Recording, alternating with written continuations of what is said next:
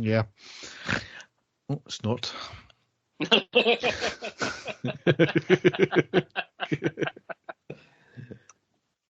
It's funny how you do that sometimes, just out of nothing. Oh dear, right, on you go. I'll drink another bit of beer to make me feel more manly now. Okay, it's just a shambles, mate. You're going to get me annoyed, so let's get going. Oh, Dave, I've got more things to cover in it. So, how dare you not answer my call? That was strange. I did press accept, but it didn't come through for some reason. I just got declined. Right, okay. How am I sounding? And the stadium erupts in red, white and blue. You've never seen anything like it. Let's go.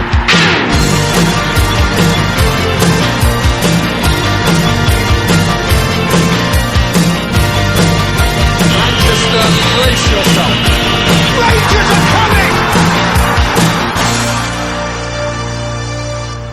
Hi everyone, and welcome to the next episode of the iReady podcast. As ever, I'm your host Derek, and with me is my co-host Dave. How are you doing, Dave? Happy New Year, Derek. How are you? Happy New Year as well, and Happy New Year to all listeners. Yes, we are back. I'm good, Dave. I was late coming on the pod today because I was pouring beer and it wouldn't settle properly. Oh, I know. I'm still waiting on my invite to come and try this fantastic new beer machine pump type thing that you've got there. I think the next pod will definitely be a wee visit in order to get that recorded so that I can have a few glasses of that, definitely. He invites himself round and he invites himself to have my beer, eh? Exactly, yeah. It's the only way I know that I'll get away with it when we're recording because I know that you'll sound stingy if you say no, you're not coming. So that's the reason that I do it when we're recording. Luckily, we're pals, Dave, eh? Yeah, exactly, yeah. Yes, so we've got a lot to cover, even though there's not been any football on for the last week and a half now, and there's not going to be for. Derek? I wonder why, eh? You know, I wonder why. I'm sure you will get into that soon, Derek. Yes, we will. So, first thing we've got to cover before we go anything, obviously, is it's 51st anniversary of the Ibrox disaster. Still due to COVID, no proper event to mark the 50th anniversary. But, you know, certainly it's always a time to remember those that lost their lives and went to a football game and never came home, and always a sad day to remember. Yes, definitely. Yep.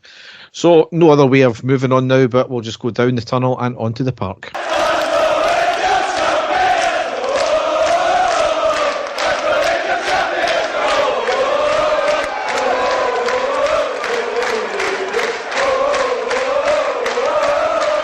So we've got 5 games to cover. My goodness. 5, yes. I'm going to skip through a lot of them because they were that long ago now. The first game was Thursday the 9th of December. It was a 1-1 draw away to Lyon in the Europa League Group A Game 6, the dead rubber game as it were. We held our own and we'd done more than holding our own, I would have said. Definitely we did, yep. There was 9 changes for Lyon. That shows you how they were taking it, but certainly they still put out a great team. 6 changes from us from the Dundee game, and a few of them very sensible because there were players already on a yellow card, so if they picked up a yellow card they would have been banned for the next game in the playoffs. We lined up McLaughlin, Patterson, Goldson, Bassey, Barisic, Lundstrom, Kamara, Hadji, Kent, Wright and Roof. On the subs bench were McGregor, McCrory, Arfield, Aribo, Bacuna, Davis, Kelly and Tavernier. So I was still a good team we put out as well, wasn't it? It certainly was, Derek. It shows the strength and depth that we've got in the squad for us to be able to put out a team full of international players. As you say, thankfully the result didn't matter for us, but you know, as you're about to get into, still a very, very decent performance for the team.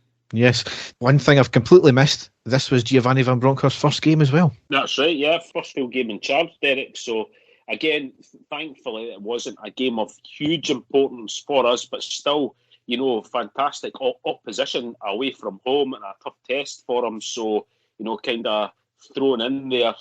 But again, not as crucial a game. So it was a good way to start off, in my opinion, Derek. Yep, absolutely. Despite not being the most exciting of games of football, it was fairly impressive display from us. Lyon arguably had the bulk of the play for the first 30 minutes, but never done anything with it. That was largely because we contained them and we were impressive in defence. In the last 15 minutes of the half, we came more into it and eventually got the goal. We had some very good passages of play throughout, but couldn't quite get it together in the final third. Arguably, Lyon's best chance came on the 10th minute when there was a long ball up over the top of our defence to Dembele, beats the offside trap, goes 1v1 with McLaughlin, who had narrowed the angle, and Dembele fluffs his lines as well. And, he had the cheek the other day, considering he'd done fuck all against us in this game, he had the cheek to come out on Twitter about a goal he scored in a game a few years ago, beating us 2-1.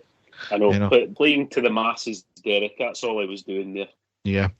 On the 24th minute, it was a lovely skill by Kent to nutmeg the Lyon player, tight on the touchline near the halfway line, plays a lovely through ball to Roof, who was about 25 yards out, who tries a shot, and the keeper was off his line, and it was just outside of the post. Unlucky there. Yep. There was some good defensive work, though, a minute later from us. McLaughlin comes out of his box to clear the ball, but he miskicks it right to the Lyon player, who tried to shoot, but the defenders and McLaughlin were in their way. McLaughlin was slow to get back, but we managed to get enough of the defenders back to block any shot. So out of a mistake from McLaughlin, the team pulled together and we managed to stop anything happening there. 36th minute, Barisic robs the defender of the ball at the edge of the box, cuts to his other side and hits a shot right at the keeper, but it was a decent effort anyway, and the keeper managed to save it though. Yeah. However, a few minutes later, on the 41st minute, we went 1-0 up with Wright scoring. It was a long free kick from the right, floated into the box, initially cleared, but only to the left side. Kent picks it up, has a lovely chip ball to Kamara just inside the box at the touchline. Kamara skins the defender with a shimmy, inside then out, plays a lovely ball to Wright on the edge of the box, who controls it, switches his feet, and has a shot which is deflected into the net. A lovely all-round move. Again, it was a deflection, but I don't care the way that however they go in. And fantastic for him, Derek, a player, really a fringe player trying to make his way in the team. What a fantastic time for him to score as well. Big match, big opponents, like I've said already, away from home. Absolutely delighted. But as you said, Derek, the build-up play was fantastic, wasn't it? Yeah, absolutely. So that's how the first half ended out. Delighted with that performance so far. Yep. Very good defensively when we needed to be. As I said, maybe just a wee bit more cutting edge in attack, and we might have got maybe more than one, but we're playing against Lyon, for God's sake. I'll settle for 1-0 at half time at that point. Yeah. Just really looking for more of the same in the second half. Second half comes, despite losing a goal in the 48th minute, we've got to be happy with the overall performance in the second half.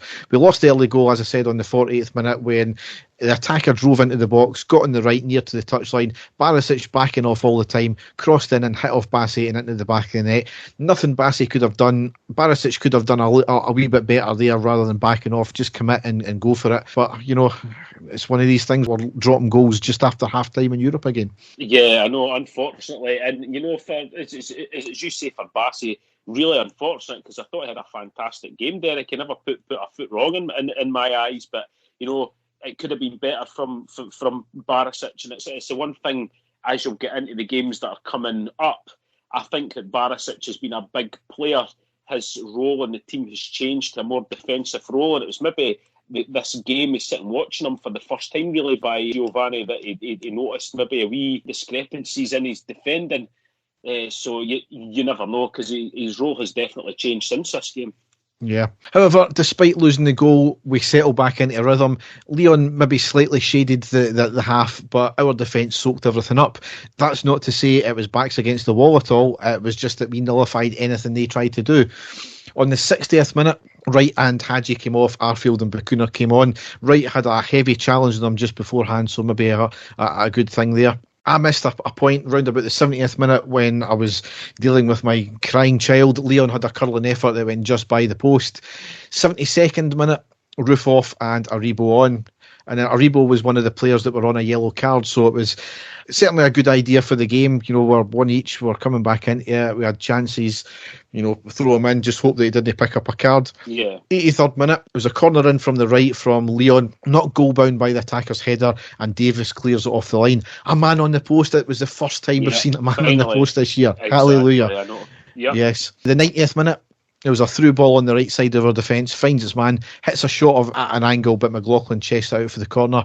92nd minute, a free kick lobbed into the Lyon box. Aribo nearly nips in and nicks the ball to round the keeper, but couldn't quite get there. And then on the last minute, 93rd minute, mix up between Patterson and Goldston in the middle of the park on the left-hand side. The Lyon attacker nicks the ball, drives it forward to the box, has a shot, but McLaughlin stood up to it well, and that's how the game rounded out. So certainly Lyon had a few chances at the end there, could have made it 2-1, but we stood up up to it, and we got ultimately what was a fantastic result. It was, Derek, and Lyon were expected to be the dominant team here, and although they did have a lot of the play, I wouldn't say at any point it was complete backs to the wall. Yeah, for Rangers, I actually thought we played quite a controlled game considering the opposition that we were playing. So, no, I was delighted with the result, Derek. We had to make a number of changes, like you said already. Giovanni's first game in charge, away from home, in that stadium against that team. You've got to be delighted with that result. So I was really pleased. Absolutely. And I think it was a few days later the draw was made. Now, some meaty games that we could have got there. Yes. And certainly we got one of the hardest ones, I would have said. Borussia Dortmund, we've got in the playoffs. Meant to be on the 17th of February away in the first leg, and then the home legs on the 24th of next week. Obviously, no away goals count. Unclear at this stage if fans will be allowed in either game, because I think Germany have still got restrictions as well. Certainly, we might still have the limit on fans in the stadium as well. It's, Borussia Dortmund, again, they're maybe not the same fearful side that they used to be, but certainly they're a cut above us, I would have said. Yeah. No, it's going to be a really tough game, Derek. They're a top team. They are heavy favourites to win the match. But it's games like that I love, Derek. I love it when there is no pressure on us, and there really isn't any pressure on us. So players to go out there, put on a performance, and who knows what could happen. So looking forward to that one, Derek. I really am. Absolutely, and with this run of form we're on, and I know we've got the break now, then we'll just need to hope that we can hope the same run can go. Yep. So the next game to cover here is Sunday the 12th of December. It was a 2-0 win away against Hearts in the Premiership. Now, this was going to be a very, very tough tie. Despite Hearts dropping back in the league position, we knew that, especially being at Tynecastle, was going to be a very tough one. We lined up with 6 changes from the Lyon game. It was McGregor, Tavernier, Goldson, Bassey, Barisic, Kamara, Aribo, Arfield, Sakala, Kent and Morelos. On the subs bench, McLaughlin, Patterson, Lundstrom, Wright, Hadji, Davis and Bacuna. So from the starting lineup, very attacking. Very attacking, Derek. I think we saw what Van Bronckhorst was wanting to do. I think he was wanting to get the game killed off early.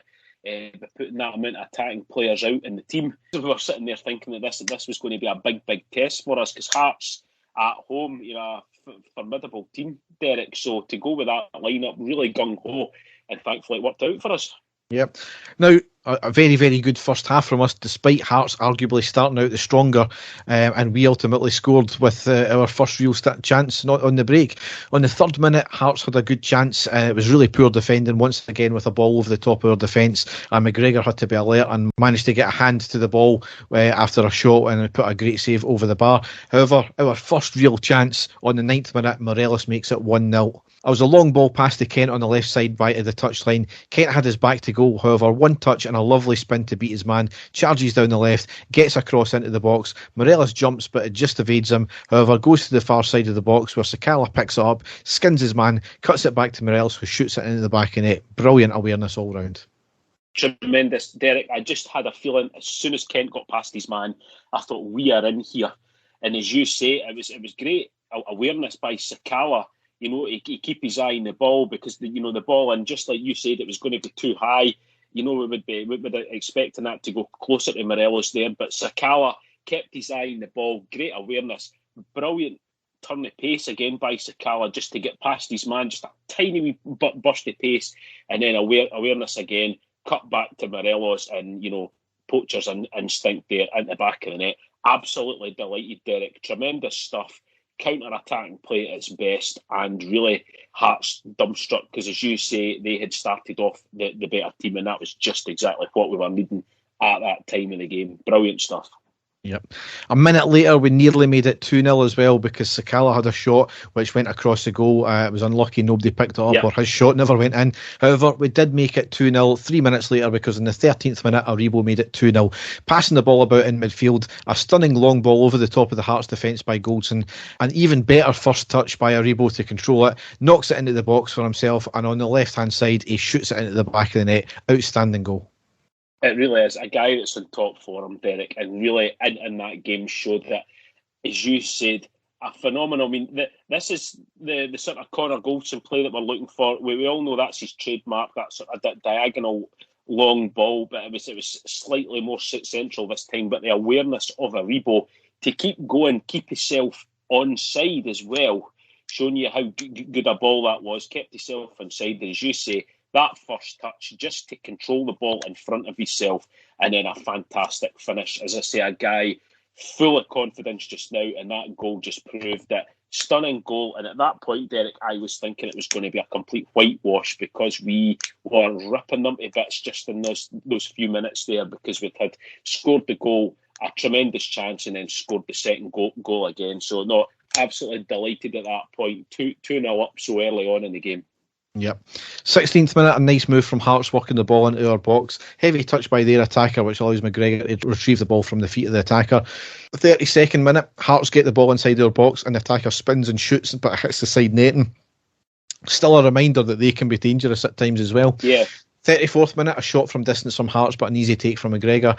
35th minute, another shot from distance by Hearts, but wide. So they had, a few chances as well. They were still to be, not messed with, but we more than held our own. So delighted with the first half, 2-0 up. You could argue that the game was over at that point. However, as I've said, just there, Hearts still had a few chances as well, so we had to have our wits about us. Definitely, yeah. Yep.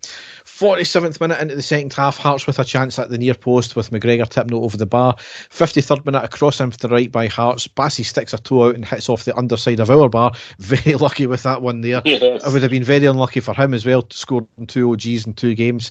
We had went straight up the park after that with a lovely move, a pass forward to Morelos, who was running in the box. He was flagged for offside, which it didn't look like it to me, and Morelos was caught in the box by Gordon, but it was after the whistle was blown. So certainly, it was potentially not an offside, and Craig Gordon could have seen his jotters there. Yeah, I know, Derek. Really lucky there at that stage. But still going back to like what you were saying just before that, though, Hearts still causing a lot of problems, so having to be, it's good that we're being tested like that as well, and great to see us, being able to defend so well, but still be able to create chances. But as you say, Gordon, really lucky there. I think it was in that same move as well when Hearts had their chance, is that the ball hit off the arm of Goldson. Now, a lot of debate about that, as you would expect, and a lot of claims of Masonic bias and all that crap. I'm not even getting into that, Dave. But the ball, yes, it did hit his arm, but it was down by his side, and it more rolled off his arm than actually it was a deliberate attempt to get the ball. So, quite rightly, and whether it was missed by the ref or the linesman or not, it was quite rightly it wasn't given, because it was down, his hand wasn't flailing out. Yep. So that's the new rules, so you need to live with them. 57th minute, long ball to the left for Hearts, nice 1-2 and a shot, but it was wide of the far post. 59th minute, a pass to Morelos on the right side of the Hearts half. He receives it, a lovely through ball to Arfield from Morelos with his second pass. Arfield 1v1 with the keeper and has a shot, but Gordon stood up there and blocked out of the corner. Arguably, Arfield could have done a wee bit better there. Definitely, and again, Derek, usually a guy who's pretty, sure in front of goal, so I was quite surprised. I was expecting the ball to hit the back of the net there, but not to be.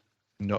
61st minute, Sakala on the right gets past his man, hits a shot in the box. Gordon spills. Arfield tries to get the ball, but the defender clears it, so unlucky there. 63rd minute, a quick break up the park. Kent and Morelos in the box with 2 defenders. Kent passes to Morelos on the right, who has a shot. Keeper spills. Morelos picks up the spill and tries to shoot again, but blocked. Passes to Arfield in space in the middle, who has a shot, but he completely sclaffs it. So in the space of maybe 5-10 minutes there, Arfield had about 3 chances where if he was maybe a wee bit more alert, could have got at least one of them. Definitely, Derek, especially that last one there when Morelos sort of passed it back to him. I thought he just had to pick his spot at that point, so that was poor by his standards.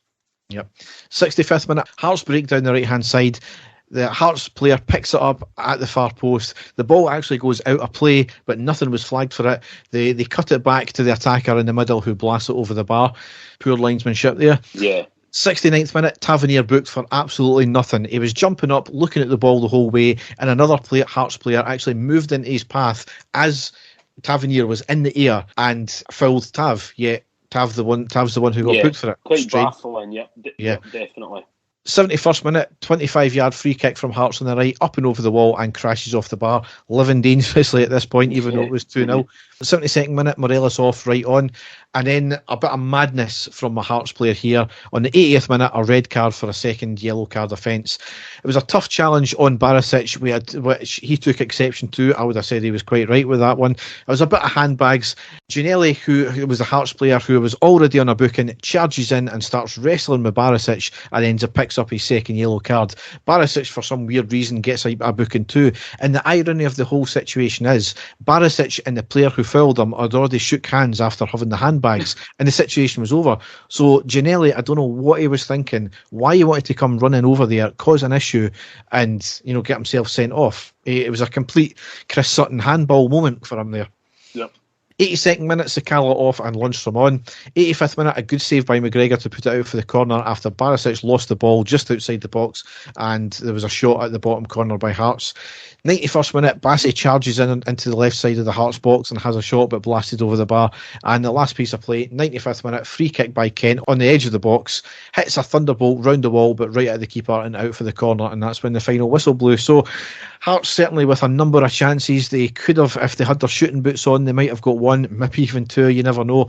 But largely our defence stood up to it and delighted with a 2-0. Yeah, you're saying that, Derek. Hearts did make a few good chances, but if you're going to go on the number of clear-cut chances that were created there, I think we would have ran out maybe 5 or 6-2 winners at the end. So no, absolutely delighted with that score, Derek. See, to go to Tynecastle, I don't care who you are, every team in Scotland, I reckon, bar Rangers and Celtic, you would expect to be beaten at Tynecastle when they're playing Hearts, because, you know, it is a bit of a fortress for them. We were expecting it to be a tough game, but to come out there, scoring 2, no conceding any, and creating a lot of chances, playing some really good. It was actually an excellent game to watch, Derek. If you were, you know, Scottish football gets a lot of criticism, but that was certainly an excellent attacking game of football to watch, and just absolutely delighted that we got the points, because that on paper was going to be a really tough one for us. So, no, absolutely brilliant stuff. Yes. So it lined us up nicely for the next game, which was on Wednesday the 15th of December. Another 2-0 win, this time at home against St Johnston in the Premiership now. St Johnston, high-flying wonder manager who won 2 cups last year, sitting bottom of the table at this point in the league. So we had one change from the Hearts game, and that was Hadji coming in for Sakala. So we lined up McGregor, Tavernier, Goldson, Bassey, Barisic, Kamara, Aribo, Arfield, Hadji, Kent and Morelos. On the subs bench we had McLaughlin, Simpson, Patterson, Bacuna, Wright and Sakala. So completely dominant in the first half, 72% possession to us, no shots at all from St Johnstone, and as one of my mates said at the time, St Johnstone should be relegated on this performance alone. That said, despite having all of the ball and a number of shots, because St Johnstone were parking the bus and putting more or less everyone in the box when we were attacking, it was difficult to find an opening. We're trying a lot, mainly down the wing, but couldn't find a breakthrough. Kent was the most lively player, and we had a number of chances, but couldn't either find the angle or the keeper was called into action. We were unlucky on the 11th minute with Aribo when it was a stunning shot from 25 yards off the outside of the left post and then went by for the goal kick there. However, we did also have a claim for a penalty on the 40th minute when Kamara was clipped in the box from behind. Yep. Nothing given. Probably a correct decision there. Certainly there was a claim. However, we eventually got the breakthrough 3 minutes from the break because Morelos scored on the 42nd minute to make it 1-0. It was a corner in from the left. Goldson with the initial header in the middle, but it was going wide of the right post. But Morelos was there with the follow-up header into the back of the net. Right place, right time. Great instincts.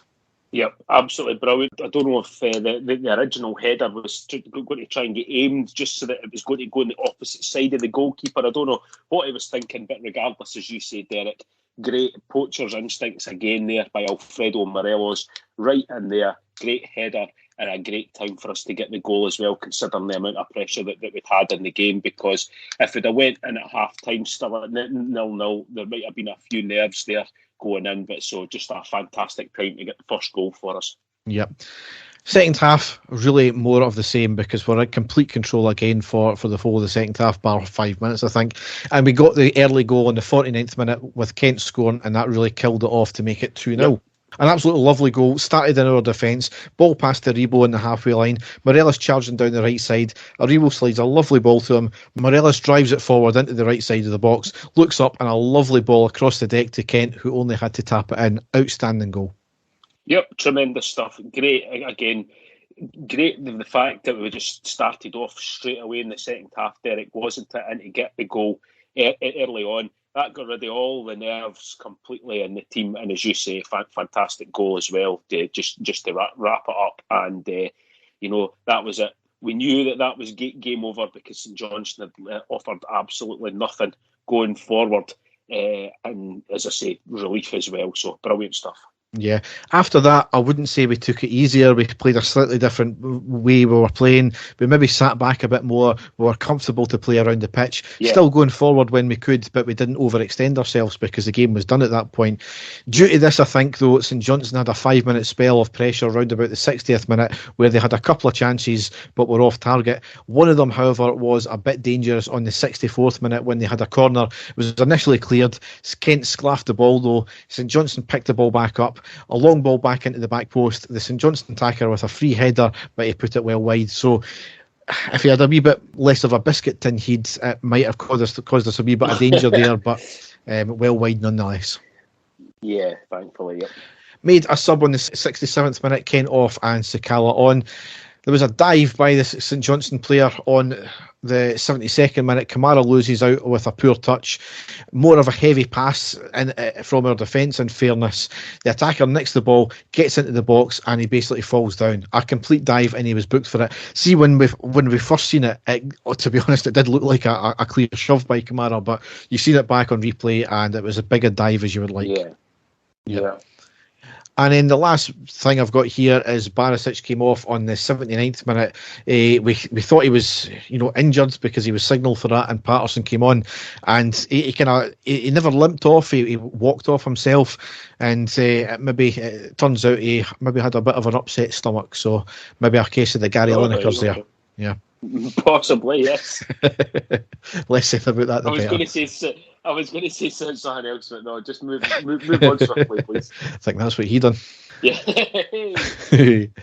So, and that's how the game rounded out. So delighted with that. And as much as we shouldn't be delighted with that, a 2-0 against the bottom of the table, we knew they were going to be stuffy, park the bus, and to come away with a 0 and a 2-0 as well. Great. Excellent stuff, Yes. So that lined us up against what was going to be another tough game. Saturday the 18th of December, it ended up being a 1-0 win at home against Dundee United in the Premiership.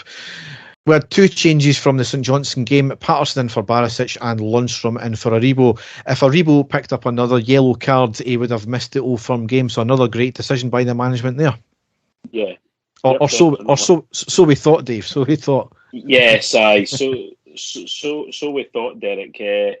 This game, for me, Derek, I was actually quite wary about this game because, as we know, Dundee United had to field a lot of their sort of younger players here, and I was hearing a lot before the game that there should be a whitewash to Rangers, and always when you hear things like that, you're always very wary that teams are going to come and try and frustrate, or that's what I thought at least, but I actually thought Dundee United gave quite a good account of themselves considering the amount of players that were down, but I'll let you get into it.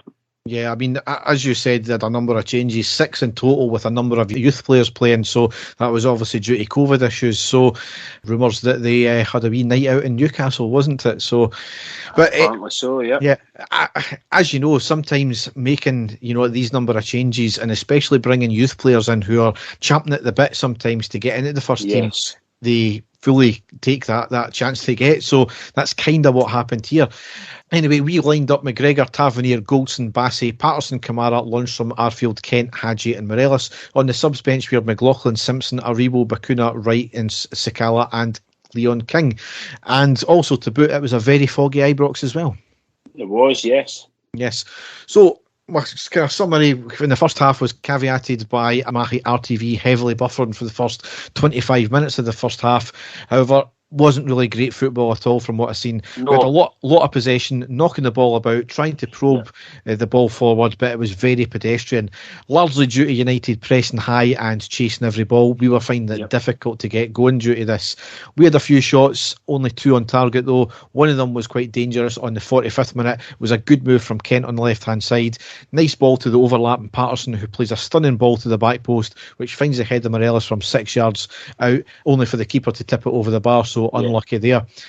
Only one shot on target from United as well. That was on the 4th minute, when that was the first chance of the game I've seen. They were driving the ball forward, a mix up at the back with our defender, sticking a foot out trying to clear it, but passes to Clark in the box, who manages to get a shot off and an easy save for McGregor. Hadji wasn't playing well at all. I've always seen this about him. He never seems to play particularly well when he starts a game. Derek, I was actually going to speak to you about Hadji, and he's a bit of a puzzler, because no doubt the guy's a class act. There's no doubt he's got the ability to turn a game. There's no doubt he's got the ability to score goals, create goals. You know, there's no one out there is questioning the ability that the guy has got. But like you, is he a better impact player? Is he a better player to come on as a substitute? And I still don't know what his position is. Do you? I still don't know if he's a winger. I don't know if he's a striker. I don't know if he's a support player. I don't know if he's a centre midfielder. Everybody keeps saying, oh, he's the perfect number 10. Everybody, and then you see him playing for his national team and he's getting played on the wing. You've also seen him saying that he wants to play more as a striker also. It's just it's a puzzling one, Derek. He's a bit of an enigma. And vast majority of times I'm feeling recently that I'm getting more frustrated with the guy, and I know he is a really good player, but I'm just puzzled with him at the moment. I don't know what your thoughts on him are, but I think you're kind of the same as me.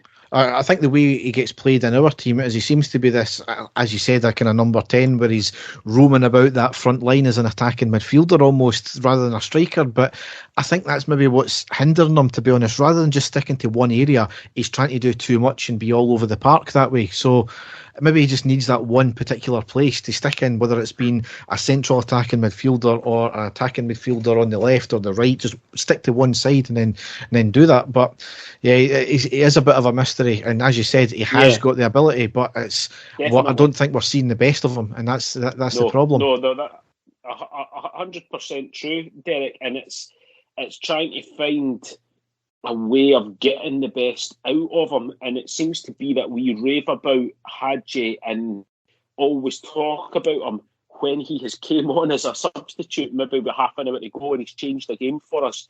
And maybe that's the best time to play him is just to bring him off the bench. I honestly don't know, but you certainly see signs in every single game that he plays. You'll say to yourself, "Oh, that was unlucky," and "Oh, look what he was trying there." And if that had came off, it would have been world class or spectacular. So, like you said, I'm not questioning the guy's ability in the slightest. I'm really not, but just trying to find the right role for him is proven to be more difficult. Yeah, we'll just need to see if we can keep him in the transfer window. Yeah. That's the next thing, which we'll get into, obviously. But anyway, really in the second half, we're looking for more pace, and I really couldn't see Dundee United keeping that pace up. So in the second half, arguably better than the first half, but we were completely off the boil in the final third. We dominated possession, we just lacked that pace and cutting edge, and Dundee United, as I suspected, did drop off in that second half. We made a change at half-time and ultimately made an instant impact with an injection of pace, which did start to create things, but generally it was shots wide of play and fizzled out, and that substitute was Lundstrom off, and that was Scott Wright on. We made another change on the 64th minute, Arfield off and Aribo on. Our best chance to that point came on the 66th minute. It was a lovely 1-2 with Alfie and Wright in the box, ending in Wright managing to get clear in the box, having a shot, but the keeper saves after narrowing the angle. And then those three words on the 70th minute, what you love to hear, penalty to Rangers. It was a cross in from the right by Tavernier, clearly hits of the arm of the defender.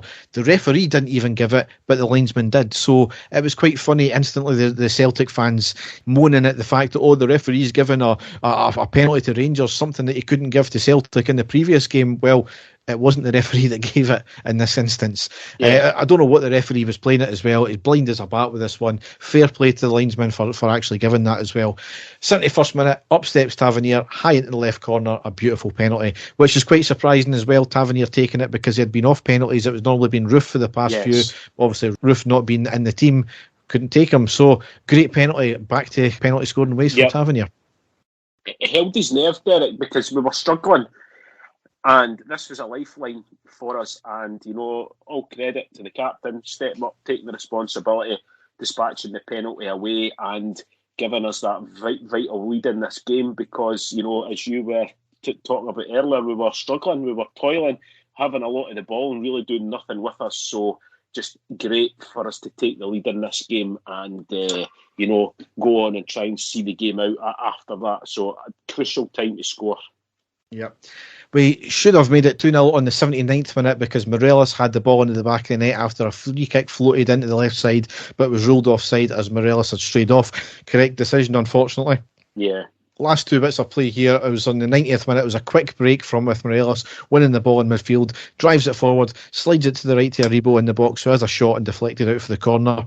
And then a near nightmare scenario because in the 92nd minute, United had the ball on the left, floated in a lofted speculative ball into the box. Kamara and Goldson let the ball bounce, which goes right to Nicky Clark, who headers it off the bar. Absolute shite defending there and really could have made it one each at that point there. Yeah, mix up again, Derek. I don't know what it was. It was definitely miscommunication with both of them. They were leaving it to each other to clear, which I thought we had ended because we were having that many problems with that at the start of the season. I thought that had all been ironed out, but no, I'm very fortunate to get away with that one there. I was my heart was in my mouth at that stage, but thankfully the ball didn't end up in the back of the net. Yep, but that was how the game ended up. Absolutely delighted again with that. Another potential banana skin away out there. That was 3 wins in the Premiership in December out of 3 so far. Delighted. Yep, and 0 goals conceded, Derek. Exactly, yeah.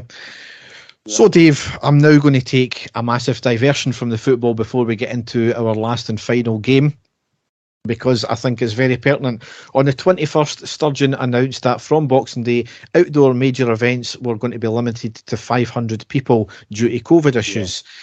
Yeah. It's since been admitted that it was basically an arbitrary number that they came up with. There's no science behind it. Yep. But to quote here, but we had to start somewhere. So you've got a stadium that holds 10,000 is only getting 500. You've got a stadium that holds 50 and 60,000 only getting 500. Not 500 per stand, 500 total. There is absolutely no sense in that whatsoever. Not even a percentage of the capacity. I mean, Derek, I'll take it a step further than that. You said a stadium that holds 10,000 with 500 people in it, which is an absolute joke. Go down to the lower leagues, right? Down to teams in the second division and stuff like that in Scotland that they're basically getting, and I'm not, someone can let me know, but I'm taking this just by my own experience of going to watch certain teams when they played in the bottom leagues of Scotland. 500 people is almost like a capacity crowd for these teams, Derek. Yeah. Right. So that's not a kick in the arse off what they would be getting if there was no restrictions on anyway. So the clubs in the bottom league weren't seeing a huge difference in that. So the science is out completely because this is like a normal crowd for a lower league team compared to going to a stadium that holds 52,000 people in it. Absolutely ridiculous. It should have been done on percentages, with the size of the stadiums. Let each club. It wouldn't be difficult to make up the amount of numbers to go and say, we're working at a 10% capacity of each stadium, what it holds, something like that. Then you would know straight away how many fans would be allowed to go in. As you say, a complete farce, a number made up on the spot. But that just shows the type of government that we've got running this country, Derek. It's just an absolute joke. Right. Getting away from the government side of it here, football side of it, straight away there were calls by Celtic and a few others to bring the winter break forward and to postpone games after Boxing Day. Surprise. Exactly. After a hurried vote, this was granted the next day. We voted against it, obviously, saying that games should be played. Folk tried to twist that round, try to brand us hypocrites after last year. We said that football without fans is nothing. This is not the same situation at all. It really isn't. And if you can't see that, then you're letting your own bias and bigotry get in the road of that. Now, two things from our point of view, from our fans, is that some of our fans were slamming our board for not being in the papers constantly like Celtic were and releasing statements every 2 seconds, putting our side across. It would make no difference whatsoever what our club done when we are only one of 2 clubs that voted against this. It was obviously it was going to go to a vote and a majority decision. What did you want our board to say exactly that wasn't already said in the SPFL boardroom? Secondly, and it's what I said on Twitter, the decision was allegedly based on making sure a full complement of fans are in the stadium when football's there and ultimately keeping fans safe. There were 2 or 3 games on the SPFL card on that same night that vote was passed. So if this was about COVID and fan safety, the games that night should have been cancelled. Yes. Yep, if this was about getting fans into the stadium, Boxing Day games with only 500 fans in stadiums should have been cancelled also. It's quite clear what this was about, especially considering there's absolutely no guarantees that fans are going to be allowed back into stadiums after the break. Now, Doncaster came away that same night with, it's a good day for democracy. Well, fuck off, quite simply, because incredible. It shows you democracy hasn't worked in the past for the SPFL, so why would it start now? Then he warned the next day that there's absolutely no leeway at all for any other postponements. So it ultimately calls into question the timing of the winter break originally, as for the last 4 or 5 years, our weather has been not bad in January, it's been bad in February and March. Yep. Also given at the time that the experts were surmising that the Omicron variant of COVID will peak at the start of February. So what's the point of bringing games back in February then, or the end of January, rather than playing the games in January, or scrapping the winter break altogether? We are the only league in Scotland, never mind the only league in Europe, we are the only league in Scotland to enforce a postponement because the lower leagues voted to play on. The lower leagues voted to play on, but the top league, the flagship league, with the one with the big sponsor, they decided to postpone. Utter shambles. So when the one bit of comedy that's came from it, though, is when asked about the whole postponement thing in the press conference on the 24th, Alan McGregor, is quite clearly he was put up there for a reason, because he came out with, well, we all know sport and integrity is one of the biggest things in Scottish football, don't we? Yes. Quite obviously a dig at Celtic's threadbare squad they put out on the 22nd. On that note, Celtic played on the 22nd against a depleted St Mirren squad and ended up drawing 0-0. Now, St Mirren had asked for the game to be postponed originally. The game against us and the game against Celtic that night and the game against us on Boxing Day, due to them having massive COVID issues, which was denied by the SPFL. The SPFL broke their own rules, allowing St Mirren to recall loans. Now, Celtic, if you look at their squads over the last 2 games, they have a massively depleted squad as well. So I'm not going to get all conspiracy theorist as well, because there is rumours out there that Celtic went out celebrating the same night they won the League Cup, and that's where they've picked up a lot of COVID. However, I'm not going to justify that because we don't know that for certain. What we do know, though, is Celtic have got a bunch of cheese-string hamstrings in their squad, so they've got massive injury worries. So there's quite clearly Celtic want to call postponements for up-and-coming major games against us for a reason, isn't there? Well, Derek, we all knew everything that was going on in the background, didn't we?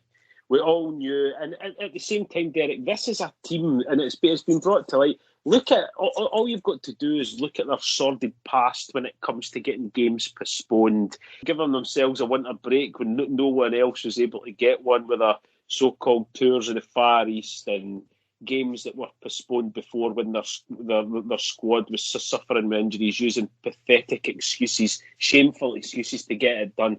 They will try. They'll go to any lengths to do. They've got absolutely no shame, and we knew exactly what was going on, Derek. It was nothing to do with anything else. It was just to benefit them and no one else. And as usual, they got their way.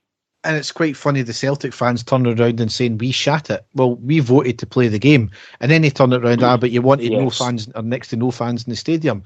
Well, you're the ones that actually voted for getting the game postponed, not us. Yes. You know, this whole thing about, we can only play when there's fans against it. The last fucking game we played against them, we had no manager. We had our fourth choice keeper. We had about 5 other injuries or COVID issues that game and still fucking beat them and played them off the park. Yes. It's unbelievable. Exactly, and that's not the most embarrassing thing they've came up with over the last few days, is it? No, it's definitely not.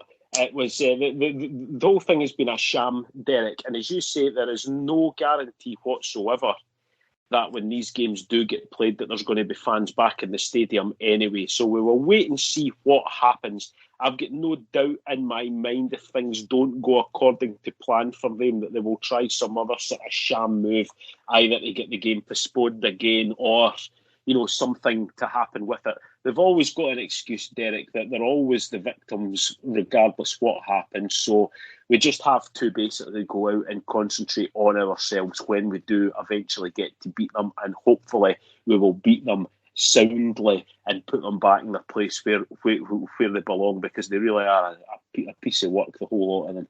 Absolutely. So that leads us into the last game we've got to cover here, and it's the last game we might have to cover for a while, depending on the way it works out. But it's Boxing Day, Sunday the 26th of December. It's a 2-0 win at home against St Mirren.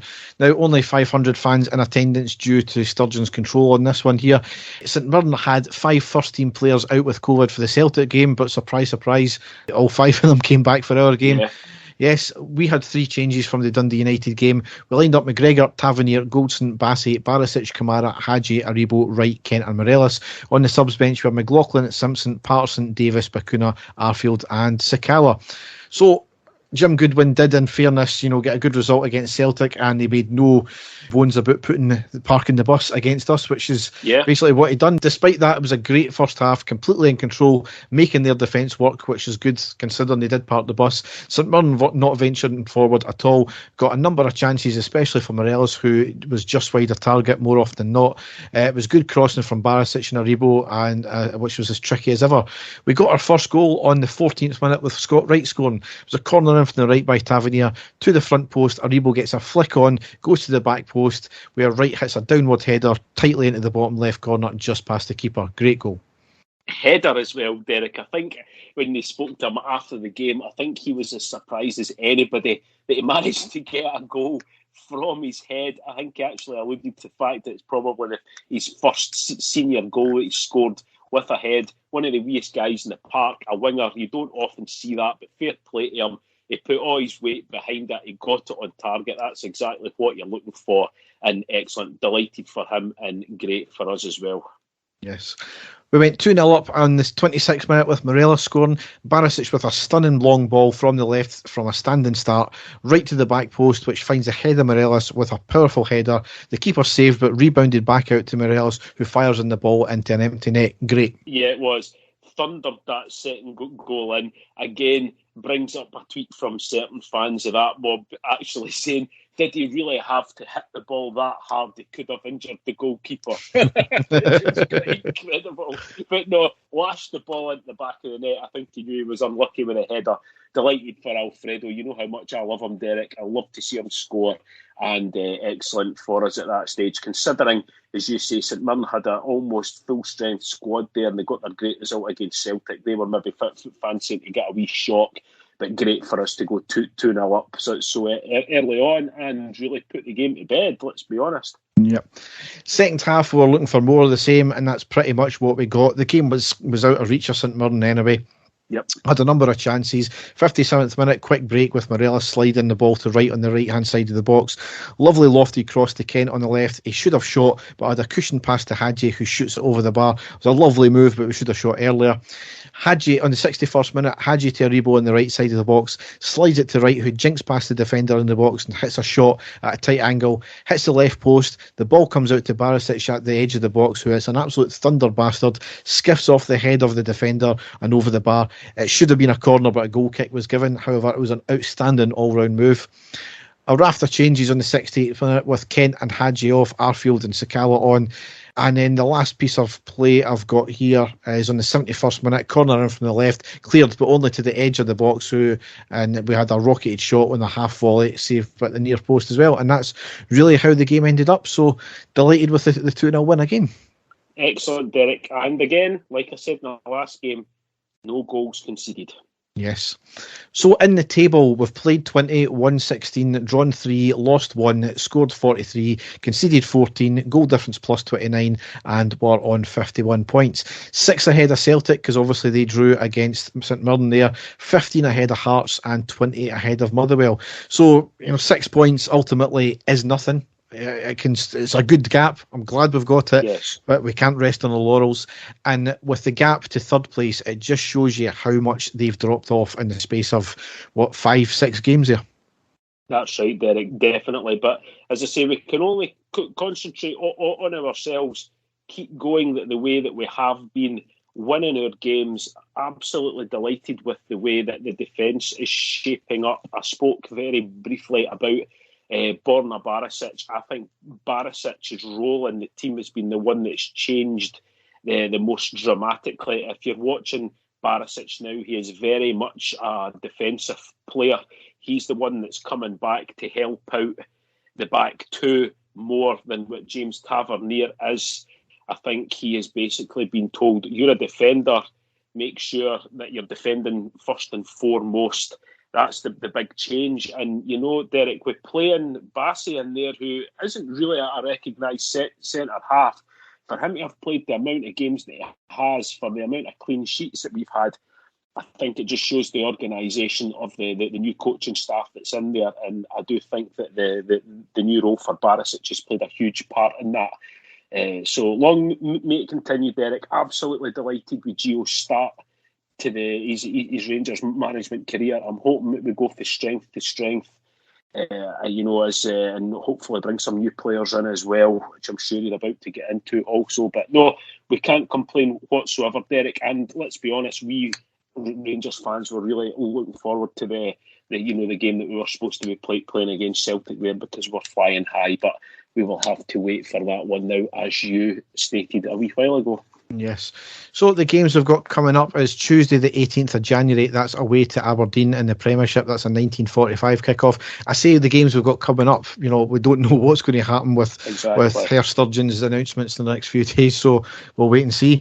Friday the 21st of January at home to Stirling Albion in the Scottish Cup. That's a 19:45 kickoff. Now, there's a bit of controversy about that, because Rangers have been taking the money for that game for presumably fans getting into the stadium. So I don't know, they may have a lot of refunds to issue. Maybe a bit cheeky, but I suppose they've got to at least plan for having fans in the stadium anyway. Wednesday, the 26th of January, at home to Livingston in the Premiership. That's a 19:45 kickoff. Saturday, the 29th of January, away to Ross County in the Premiership. That's a 12:30 kickoff. That rounds out January, and then we've obviously got, allegedly, the Old Firm game on Wednesday, the 2nd of February. It's a 19:45 kickoff for the Old Firm game, allegedly. Considering police have said that they would never have it on a weeknight again, well, we'll wait and see if fans get in the stadium. Mm-hmm. However, the game may be in doubt for the fact that due to Celtic's, amazing world-beating Japanese superstars that they've bought, they all might be on international duty, so they've got grounds to postpone the game.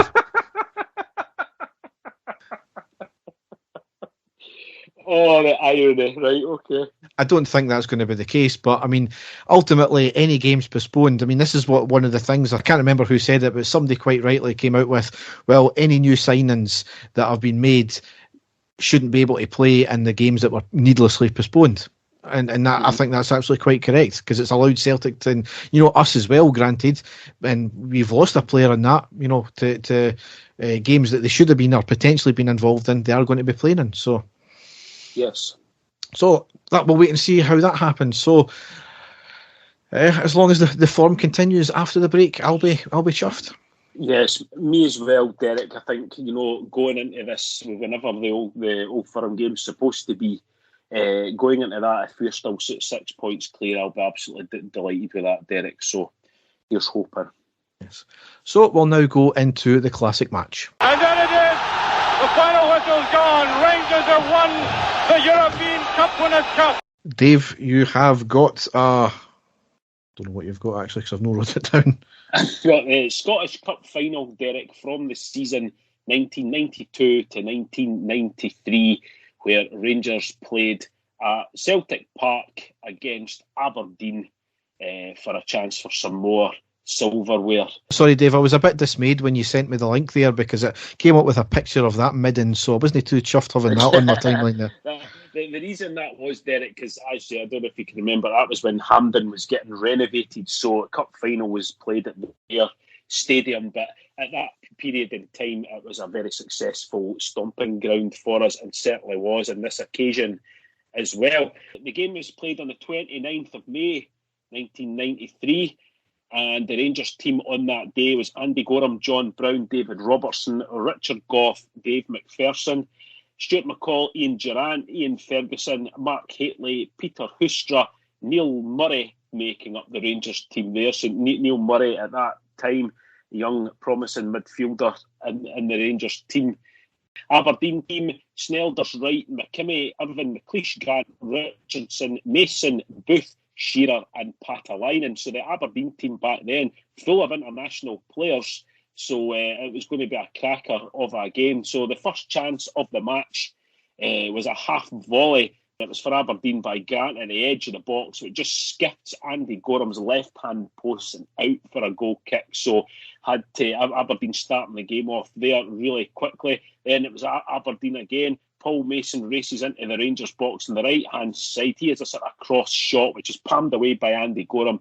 Takes him by surprise. A few minutes after that, though, first chance for Rangers, and Ian Durrant races over the halfway line, ball into Stuart McCall, up to Mark Haitley, who heads the ball back across the face of the goal to Ian Durrant, who had kept his run going.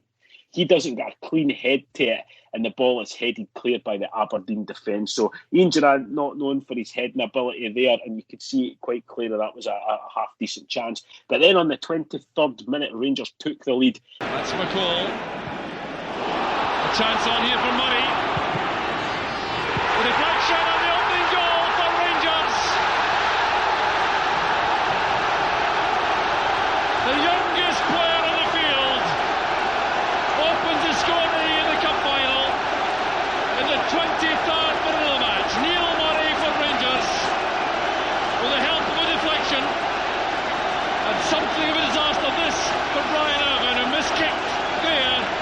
Bad first touch by Murray, but he recovered and it came off Irvine in the end. Peter Hoostra on the left-hand side, he gets dispossessed, but then wins the ball back, plays the ball into Stuart McCall in the middle of the park there. He plays a sort of hopeful ball up into the box. Brian Irvine goes to clear the ball, but completely misses it, and it rolls through to Neil Murray, who had stayed up with the play. He shoots, it takes a deflection off Irvine, who tried to make up for his mistake, and the ball sneaks past Theo Snelders into the goal to make it 1-0 to Rangers. So fair play to the young guy, Neil Murray. He kept up with the play, has his shot, it ends up in the back of the net. Absolute dream for him in a cup final.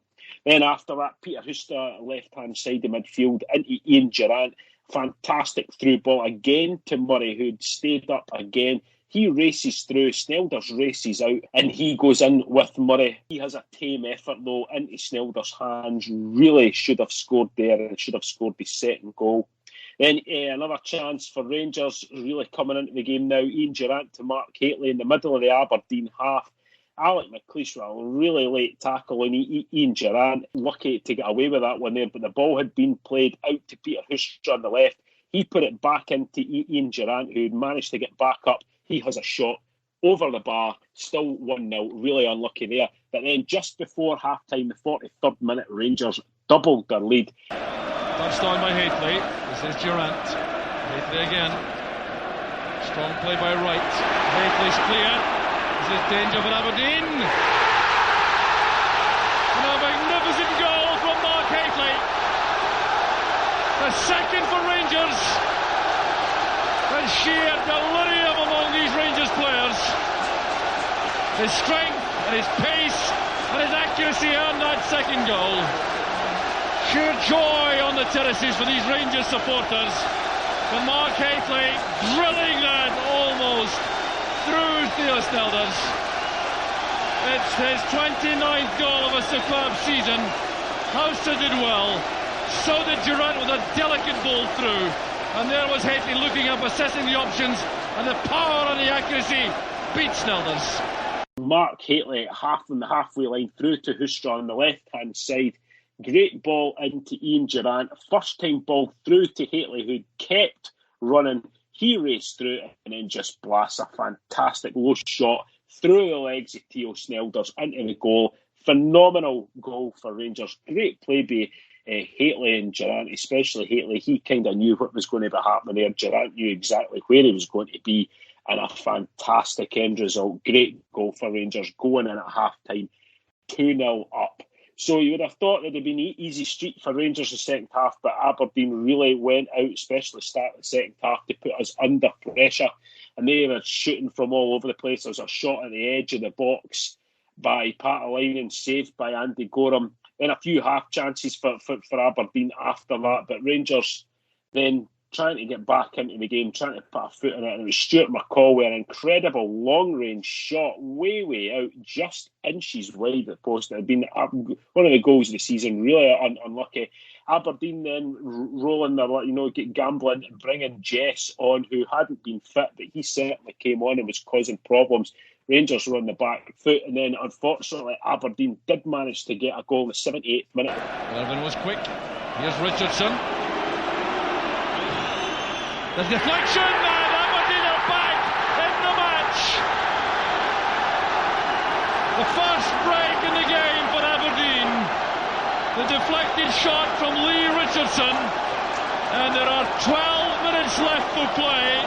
And hope suddenly for these Aberdeen supporters. There was Richardson looking up, striding into the gap ahead, driving the ball fiercely. It came off John Brown, and that left Gorham without a hope. Richardson runs to the edge of the box, a low shot, and it deflected off John Brown past Andy Gorham. It was the only way Aberdeen were going to get a goal in this game, because Gorham had been outstanding. Aberdeen piling on the pressure from then, and then Rangers playing on the counter-attack. They break with Davy Robertson on the left up to Hustra, who runs to the corner, checks back, and then he shoots just over the bar. Really unlucky there. And then with a few minutes to go, there was a siege into the Rangers box, a flurry of crosses, but Richard Gough, Dave McPherson defending fantastically, standing tall, clearing everything that came in, and then Rangers saw the game out. This is Paul Mason. The final whistle goes. Rangers have won the cup. They won the treble, but they had to battle right to the end to do so. Walter Smith comes on. He's won the treble as Rangers manager. He goes straight to Mark Hateley, and that is thoroughly justified. Going round all these players now, but it is significant, I think, that he went straight to Hateley, who played such an important part, not only in this victory, but also in the season's triumphs. Ian Durant also getting a warm hug from his manager. The Scottish Cup from Sir Hector Munro, the Minister of Sport in Scotland. There's the scene the Rangers supporters were waiting for. Rangers have done it again. The trophy has passed down the line of players. The Tennent's Cup is also presented.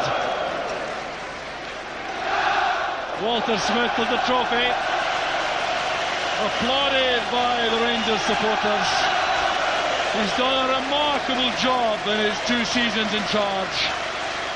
2-1 victory, lifting the cup. And just to see it at the end, there was Ali McCoy Stout on his crutches to celebrate with the team. Tremendous result for Rangers. excellent cup final, battling all the way, and just fantastic for Rangers to get silverware, especially at Celtic Park. So great memories for me, looking back, especially under Walter's tenure. It was a great game for me to look back. I remember it well, and as always, if you get the chance to go back, please go back and watch it. It was great fun. That was obviously part of that historic domestic treble as well in the undefeated season. So, incredible season. That's unfortunately, I was a wee bit too young to really understand what was going on, but it was a season where I started following Rangers. So, history all round. Definitely, Derek. No, it was great watching it again. There, memories, and again, it brings back to me. You take it for granted, but guys like Mark Hateley, when he was on form, was unstoppable, and he was tremendous in this game as well. So, great stuff. So Dave will be back with another classic match next time. So we'll now go into the news.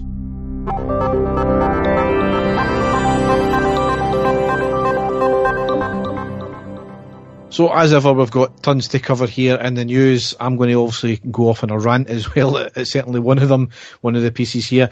But the first thing is BBC documentary on Walter Smith. Given the issues we've had with the BBC Scotland over the years, this was an exceptionally well done piece and a very fitting tribute. Could have been 3 hours long instead of the hour. Yeah. Alex Ferguson, Richard Gough, David Murray, Brian Laudrup, to name a few people on it. Surprisingly, no Ali McCoist, which is a bit strange, but certainly it was a very fitting tribute nonetheless. Derek, it was brilliant. I was absolutely gripped by it. I had a tear in my eye watching it. The memories for me, especially, this was in my sort of prime Rangers supporting era of my life when I was going to, almost every single game.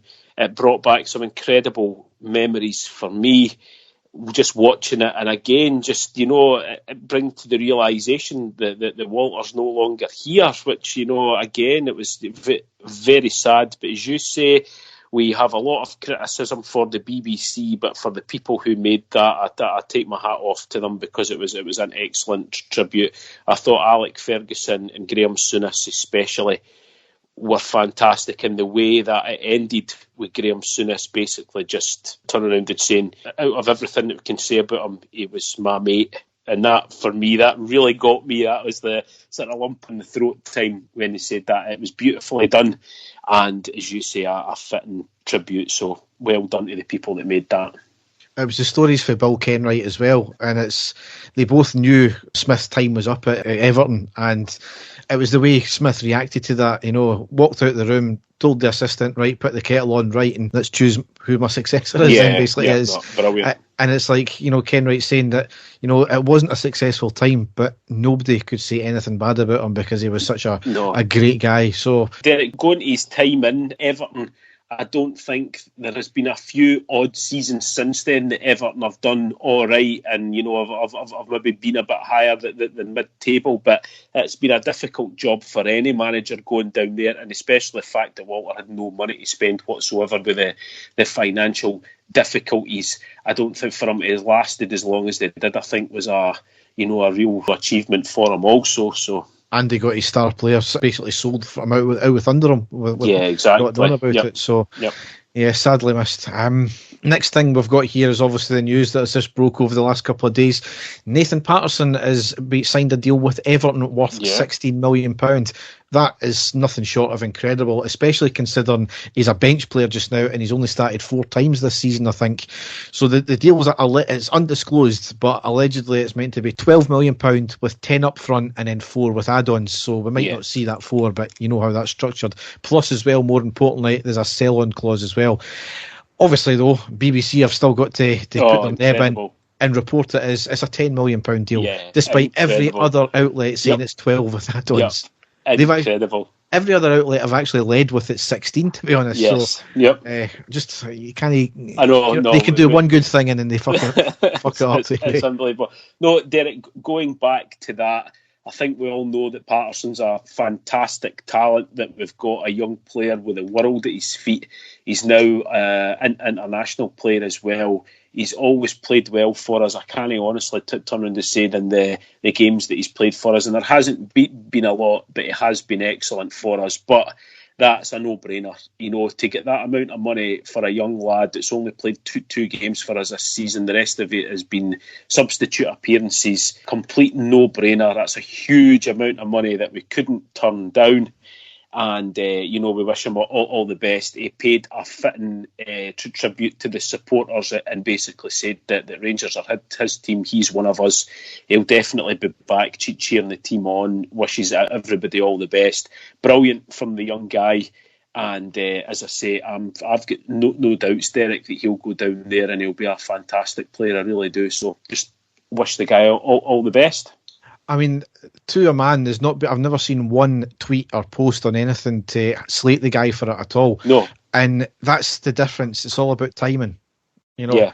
It's all about timing and how you do it and the way you conduct yourself. And unlike our previous manager, he certainly fucked us over with that one. It's turned out better than we thought it was going to be, but that wasn't really the point. I mean, ultimately, that is the benchmark for sales now. And of course, it's disappointing that we have to use this player sales model, but it's the way we have to do it now. And as I said on Twitter, even though somebody's leaving, the Gerrard and the Gio thing is ultimately the key to say that it's not always a bad thing when someone moves on. Obviously, it's not a bad thing for the player. We're getting a shit ton of money as well, as long as it's used wisely to plug any gaps and possibly investment as well. I mean, it's even better when it's an academy and a graduate like this. It was almost the perfect example. The perfect example would have been getting a year or two full out of him, like being a proper starter. But when the money's that good, when you've got a player who's in his position that's playing out of his skin generally as well, and who's the captain, you can't really turn that down. No. I mean, we're not going to get anybody again like Barry Ferguson coming through from the academy all the way through, spending most of his career here and then moving on. When we get a player who's a very good prospect, or he's turning it on game in and game out every time he plays, regardless if it's a start or not and how experienced he is, he'll be moving on within the year, you can imagine now. Yep. No, like I said, Derek, a complete no-brainer. I think every fan out there realises that the money was too good for a player who has been mostly a bench player. It's a fantastic piece of business. We just have to wait and hold our breath now to see if there's going to be any other players similar to him that could be going away. But the great thing as well, Derek, is I think we are now finally past the point of we're not going to accept stupid bids for players like we've heard today. Also, apparently there was a pathetic bid of £2 million for Borna Barisic from Watford, which is laughable. Long gone are the days now, Derek, where we would have to consider things like that, which is, to me, absolutely fantastic and shows that the club is being run properly, like we have been looking for a long time. So even if the manager was only to get a fraction of that money back from Patterson, the fact that he's gone isn't going to be a huge impact on the squad, and it can only be better for us. So no, like I said, delighted for it. It's a huge move for him as well, Derek, and a huge opportunity to go down and play in England. He'll be getting his Scotland place forevermore now as well, which is great for him also. And, I'll be certainly hoping that he does well. Absolutely. And I did mention about, the fact that a previous thing wasn't even the most embarrassing thing the Celtic fans had done, because they went in complete and utter meltdown over this deal as well. Claims that we are skint, we need the money, imagine selling your best prospect, etc., etc. If it wasn't for the Celtic's model of selling players over the past 10 years, they wouldn't be a club anymore, because their losses would be astronomical and people would be calling in debts right, left and centre. This is the model that both of us need to be used. Celtic have used it wisely. They've done it amazingly, and I hate to say, but they have been amazing at it over the past 10 years. It's now the model we need to adopt. And if we can get that kind of money for players, it's incredible. Now, it just shows you're talking about the money we got for him. Well, he's a bench player. He's not started a lot. He's still a very raw prospect at this stage. Even though when he's came into games, he's never let the occasion overshine him at all. He's looked very assured. So it makes even more sense that you said that we're not going to accept ludicrous deals for players. We had a £16 million bid for Alfredo Morelos, record European goal scorer for Rangers, an established European player, setting alight Europe, top goal scorer in Europe, I think 1 year as well. Why are we going to accept a £16 million bid for him when we can get £16 million for a player that's sitting on the bench? Exactly, yes. So it is now the benchmark. Anyway, move on now. 26th of March 2022, we have lined up a star-studded game to mark our 150th anniversary. It's a Global 11 versus Rangers legends. Now, some of the names: Georgie Hagi, Luis Figo, Roberto Carlos, Robert Pires, some of the names for the world team. And then we've got Van Bronckhorst, Jelavic, Papic, Mols, Boyd and Gaza. Yes, Gaza playing for our legends team. That is going to be some game. Yeah, no, it'll be brilliant, Derek, and I'm sure. I'm sure. Here's hoping that we're back to capacity crowds by that, because that's a game that the fans will not want to miss. So here's fingers crossed. Yes. It did cause controversy when we announced it. However, as we said, we were the first major European club to reach our 150th anniversary. Led to Notts Forest fans think they still consider themselves as a major European club. Yeah. Granted, historically major, as they've won back-to-back European Cups in the late 70s, as well as one league title in the same era, and 2 very historic FA Cups and 4 League Cups. That's all they've won in their history. But they haven't been in Europe in nearly 30 years, not won a domestic trophy in over 30 years, and not been in their top league since 1999, where they were up for a season and then got relegated, and they've been down there ever since Championship or Division 1. If they still consider themselves a major European club, then Stirling Albion are a major European club. It's hilarious, Derek. Yeah, you could put it into perspective of possibly a team like, I don't know, Dundee United. Do you know what I mean? You know, Dundee United had major success in Europe, as did Aberdeen, but not at any stage would you turn around and say that they were a major club anymore in Scotland. So that's the kind of way. But they do have a large fan base, Derek, and I'm sure there was a lot of them got upset with that one. But I really don't care, to be perfectly honest with you. No, exactly not. Even though we've just spent the last couple of minutes talking about it. Next thing here is Zeb Jacobs has been appointed Academy Head of Coaching. He's coming in from Royal Antwerp, where he was the talent coordinator and Head of Development and in the Antwerp Academy. So, yeah, definitely. And again, on paper, Derek, the Giovanni Van Bronckhorst backroom staff is looking more impressive. You know, with every person that's getting added, top quality European pedigrees for all of them. So it's really exciting. And as you say, we welcome and we wish them all the success in the future. Yes, absolutely. Next thing, George Latham has stepped down from the board, and PR chief David Graham is appointed the comms director, and Kenny Barclay appointed the finance director. Obviously, can't thank George Latham enough for being part of the Three Bears, and one of them wants to wrestle control from Mike Ashley. Yes. And it makes absolute sense for the PR chief to be on board also as the comms director.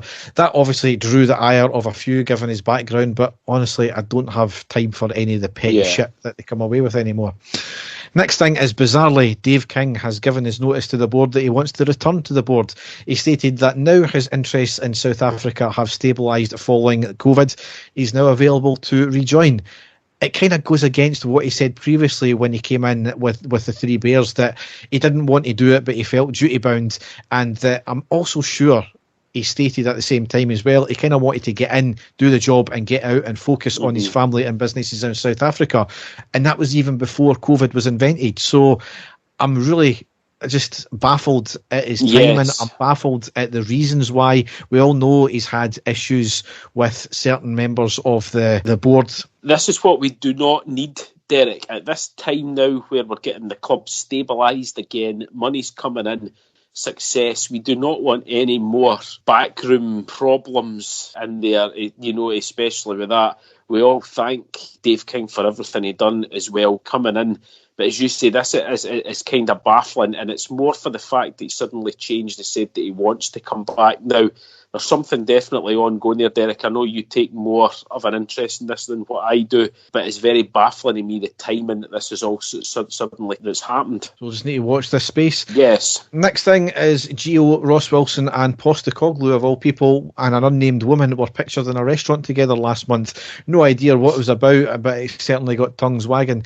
I can't be arsed with the usual tribalism about, he should have been mixing with him and all that. If you remember, Gio was good friends with Larsson and they hung about with each other when both of them were players at both of our clubs. So, I think more is made about it than what was actually happening. I think Van Bronckhorst came out and said that it was really only 5 minutes. It looked a lot longer, but it was about 5 minutes. So I really don't care. It was just an unusual picture. It was an unusual picture, Derek. We don't usually see things like that. But Van Bronckhorst, the way that he said the two of them, were there at the same time. They stopped to speak for a wee while. They're going to be rival managers. Fair enough. Do you know what I mean? It's not as if they were discussing, future transfers and stuff like that between clubs or anything like that. So fair play.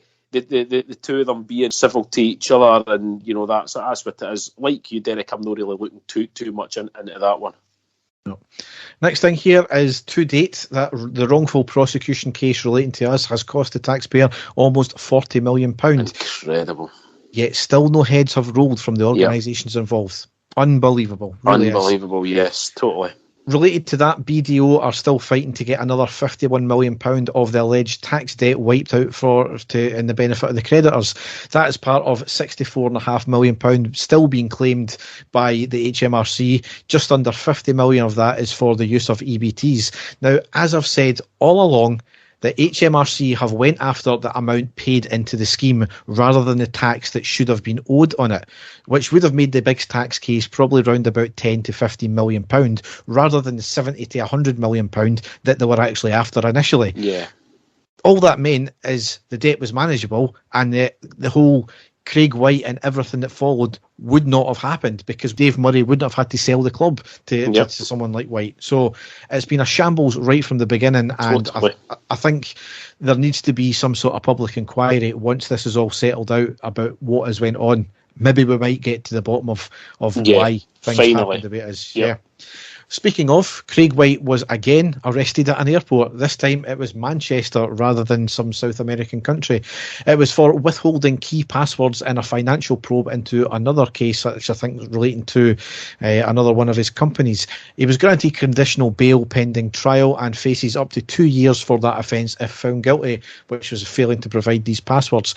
Not saying much more about it because it's a live case, but there is history there, isn't there? We all have our feelings, Derek, which is will be collectively amongst all the fans. But as you say, we'll not say any more just now.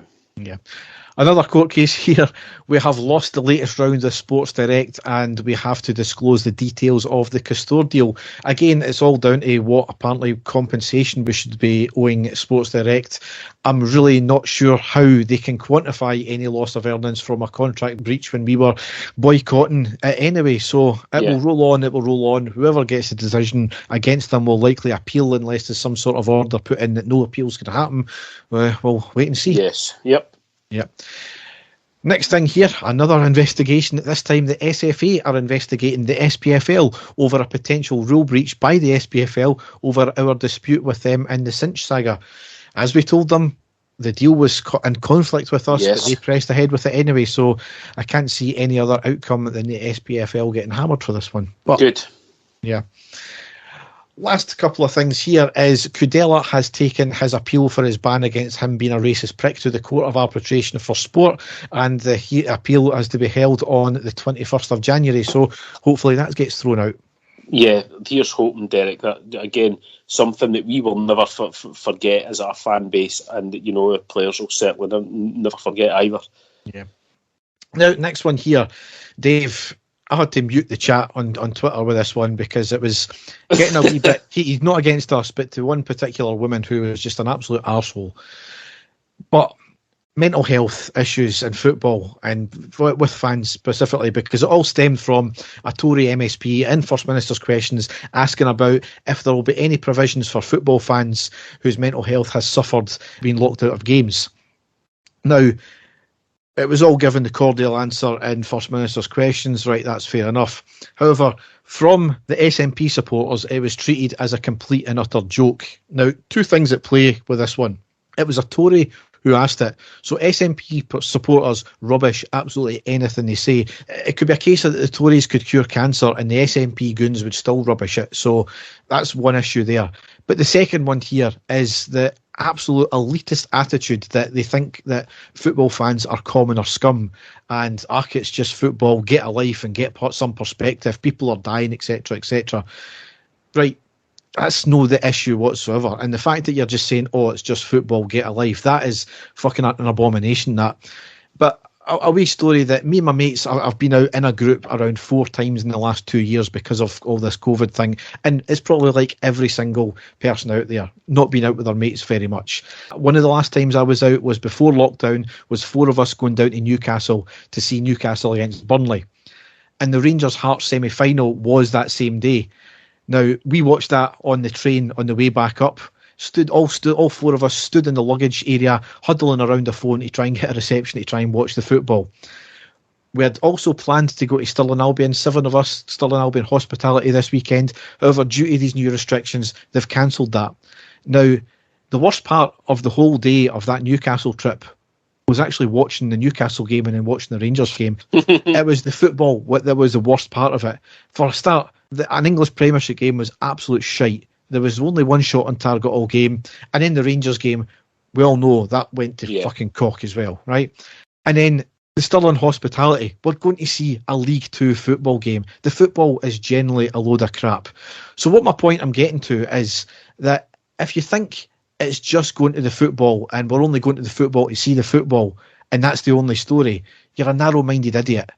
It's clearly about the social aspect of it. I mean, in that Newcastle trip, we still talk about the funny things that happened during it. You know, a wind catching my hat and it blown away, and a few different things, huddling around a phone and getting bumped about in the luggage area, folk moving. Things like that.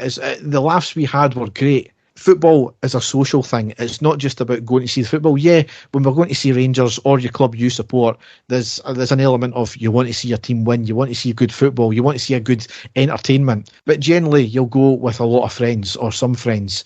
And you go for that camaraderie, you go for that interaction with friends who some people might not get out a lot. That might be their only outlet. That might be the only time they see their friends. That is the issue with this here.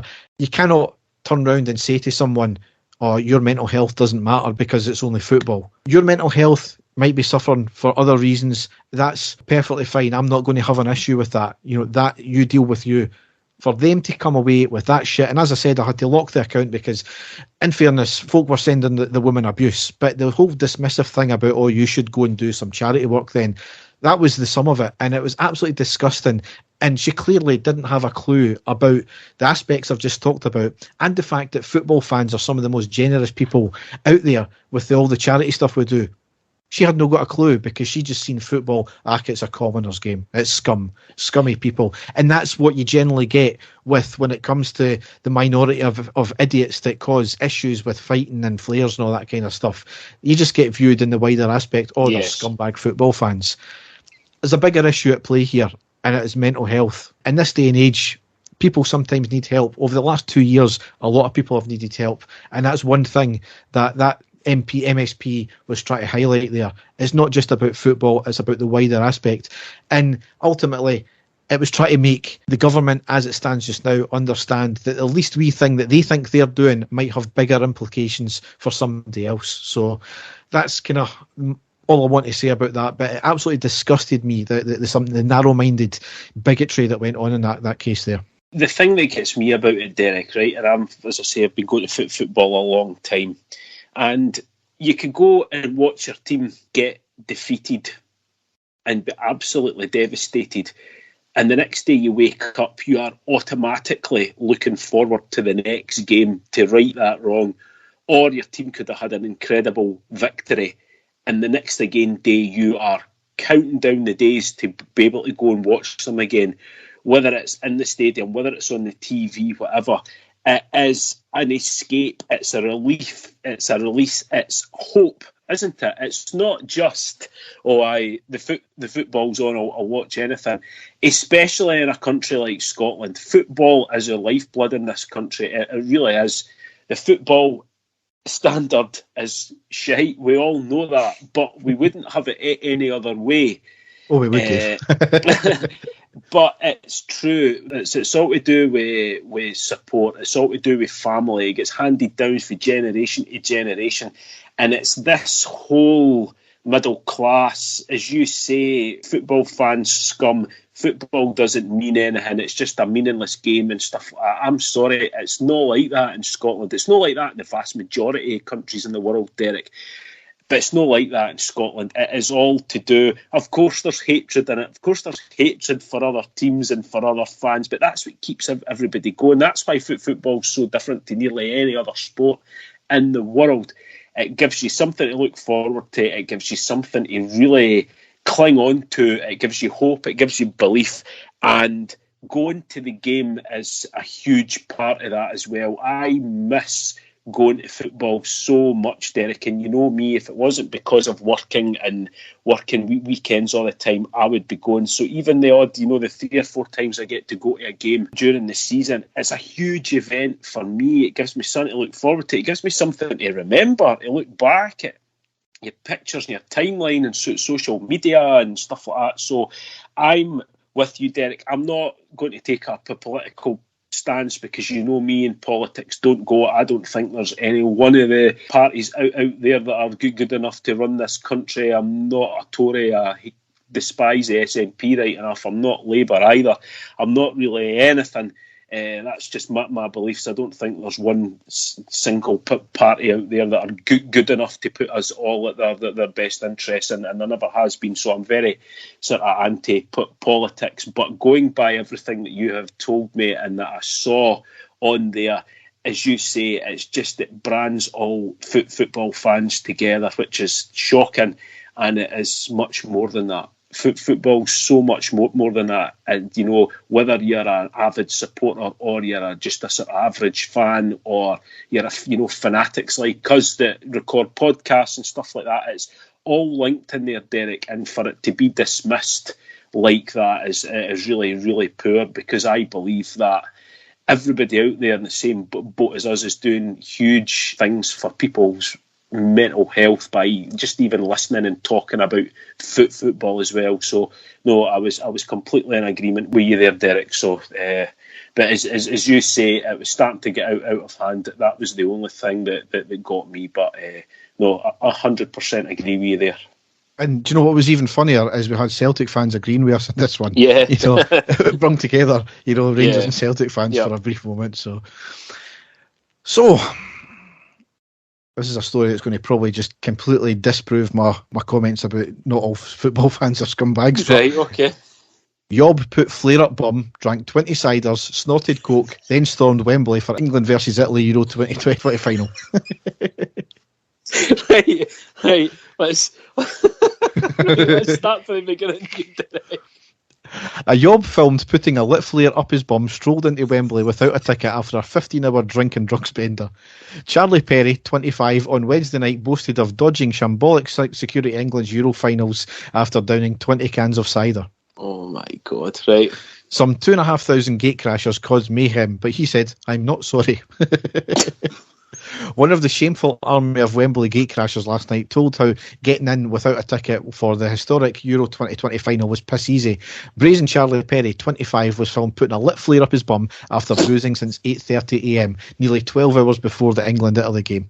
He estimates he downed 20 cans of Strongbow, banged a load of powder throughout Sunday, but was allowed to stroll in without a ticket for the showpiece final. Chelsea fan Perry, who boasted of bribing a steward to get in, insisted he regrets nothing and is already looking forward to his next tournament in Qatar 2022. Oh my God.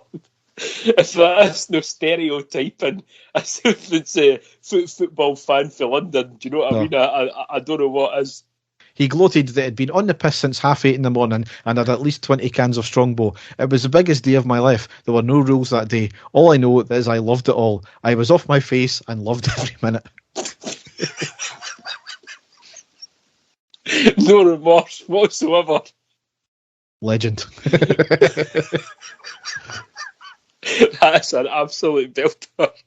And as you say, Derek, that goes against everything that we've just been speaking about for the last 10 minutes.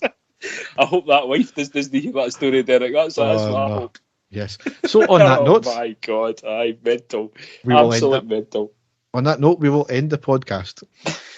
So, as ever, if you want to check out other stuff that we do, you can go to our still-to-be-updated website, which is ireadypodcast.wordpress.com. There you'll find all the stuff apart from this season that we do. You can also check us out on all the other social media and podcast outlets as well, such as Twitter, Facebook, and YouTube.